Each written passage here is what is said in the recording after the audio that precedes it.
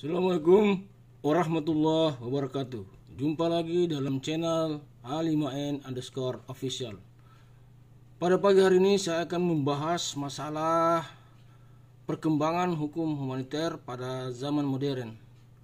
Hukum humaniter mencapai tahap perkembangan yang sangat maju ketika memasuki abad ke-19, yaitu pada saat perang yang dilakukan oleh tentara nasional menggunakan senjata-senjata baru dan lebih merusak dan membiarkan sejumlah prajurit yang terluka secara mengerikan tergeletak tanpa bantuan di medan tempur. Bukanlah suatu peristiwa kebetulan bahwa perkembangan ini terjadi pada waktu ketika negara-negara menjadi semakin berkepentingan dalam prinsip umum penghormatan manusia.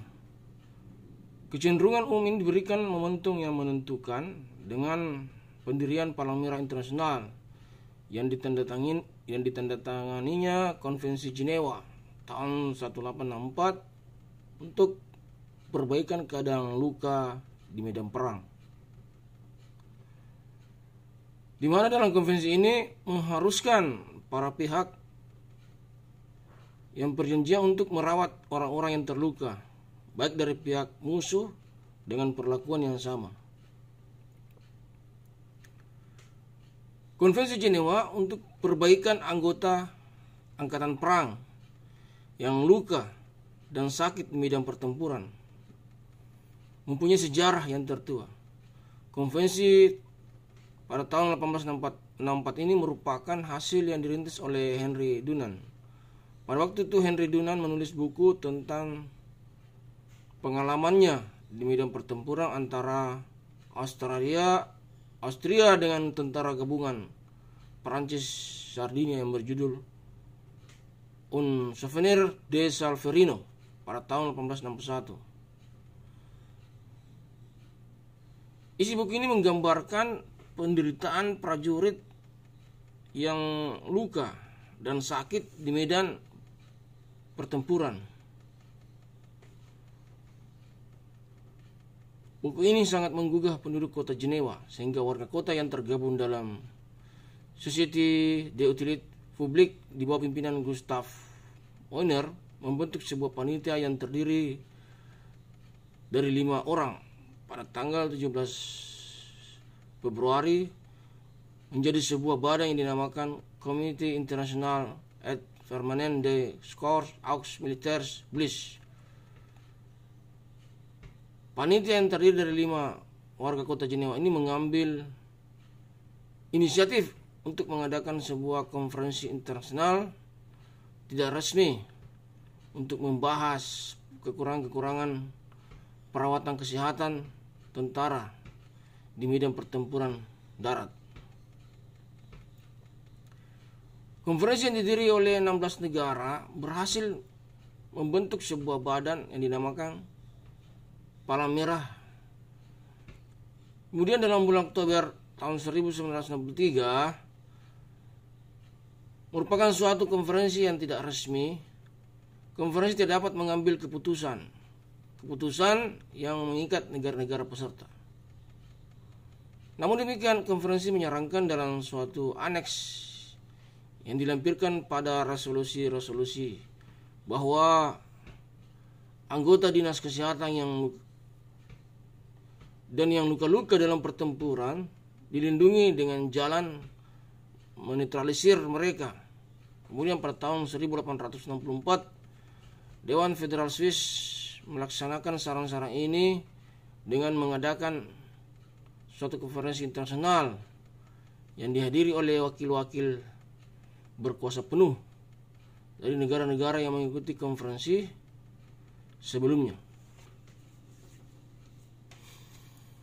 Konferensi ini menghasilkan apa yang kemudian dikenal dengan Konvensi Jenewa tahun 1864.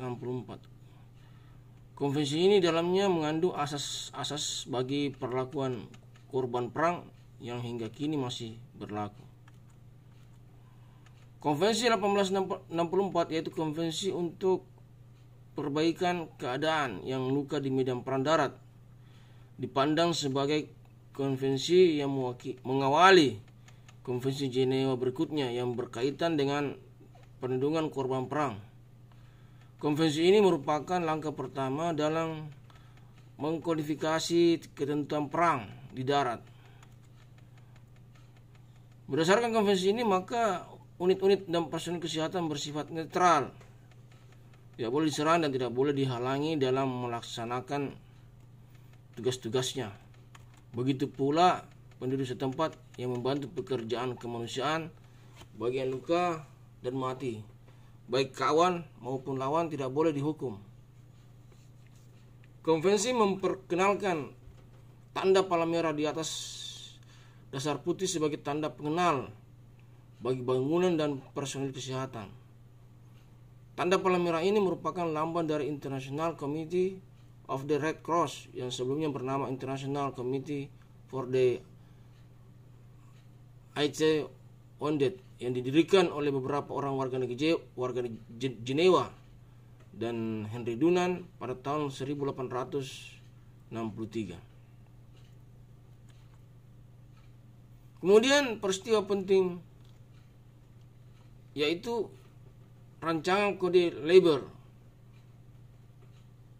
di Amerika Serikat yang mencantumkan instrumen-instrumen panjang dan serba lengkap dari semua hukum dan kebiasaan perang. Dan juga menggarisbawahi asas-asas kemanusiaan tertentu yang tak begitu jelas sebelumnya. Kode liberal ini memuat aturan-aturan rinci-rinci pada semua tahapan perang, tindakan perang yang benar, perlakuan terhadap penduduk sipil, perlakuan terhadap kelompok-kelompok orang tertentu seperti tawanan perang, orang yang luka. Dengan demikian, tidak seperti pada masa-masa sebelumnya yang terjadi melalui proses hukum kebiasaan. Maka pada masa kini, perkembangan-perkembangan yang sangat penting bagi hukum humaniter dikembangkan melalui traktat yang ditandatangani oleh mayoritas negara-negara setelah tahun 1850. Kehadiran hukum humaniter dalam mengatur konflik bersenjata tidak dimaksudkan untuk melarang perang atau untuk mengadakan undang-undang yang menentukan permainan perang. Tetapi hukum humaniter hadir dengan alasan-alasan kemanusiaan, bertujuan mengurangi atau membatasi penderitaan individu-individu dan untuk membatasi wilayah di mana kebuasan konflik bersenjata diperbolehkan. Dengan alasan-alasan ini kadang-kadang hukum humaniter disebut sebagai peraturan tentang perang berkemanusiaan. Hukum humaniter mencoba untuk mengatur agar suatu perang dapat dilakukan dengan lebih memperhatikan prinsip-prinsip kemanusiaan.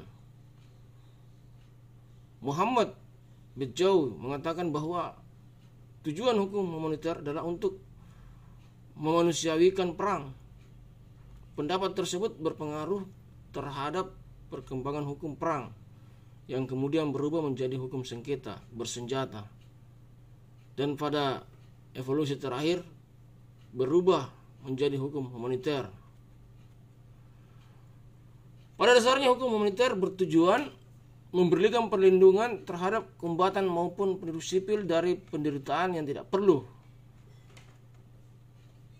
Kemudian menjamin hak asasi manusia yang sangat fundamental bagi mereka yang terjatuh ke tangan musuh. Kombatan yang jatuh ke tangan musuh harus dilindungi dan dirawat serta berhak diperlakukan sebagai tawanan perang.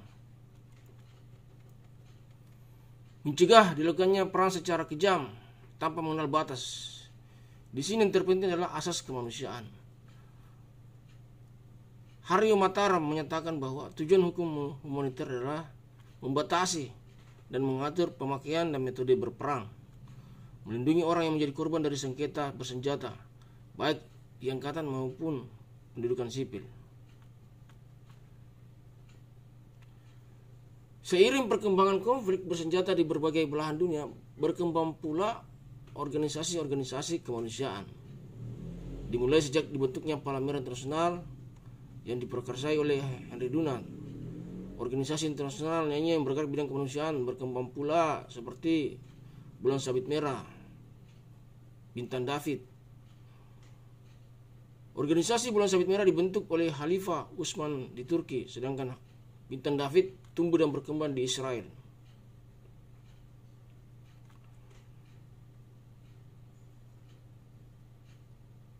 Diversifikasi organisasi kemanusiaan merupakan suatu hal yang harus diapresiasi, karena semakin pedulinya organisasi internasional non-pemerintah akan bencana kemanusiaan. Namun di sisi lain menimbulkan perdebatan karena kehadiran organisasi-organisasi kemanusiaan yang disebutkan tidak saja berlandaskan pada cita-cita luhur kemanusiaan, tetapi karena adanya perbedaan ideologi bahkan agama dari pendiri organisasi. Kehadiran Palmera sebagai organisasi internasional yang pertama yang bergerak di bidang kemanusiaan oleh sebagian negara dianggap identik dengan agama dan kepercayaan tertentu, sehingga dianggap tidak sejalan dengan ajaran agama negara. Maka kemudian lahirlah BSM sebagai organisasi kemanusiaan internasional yang mempresentasikan negara-negara Islam. Kemudian berkembang pula Bintang David yang merupakan representasi agama Yahudi yang kemudian didirikan di negara Israel. Demikianlah konten saya pada pagi hari ini. InsyaAllah di lain waktu kita akan lanjutkan. Wabillahi taufiq wal hidayah. Wassalamualaikum warahmatullahi wabarakatuh.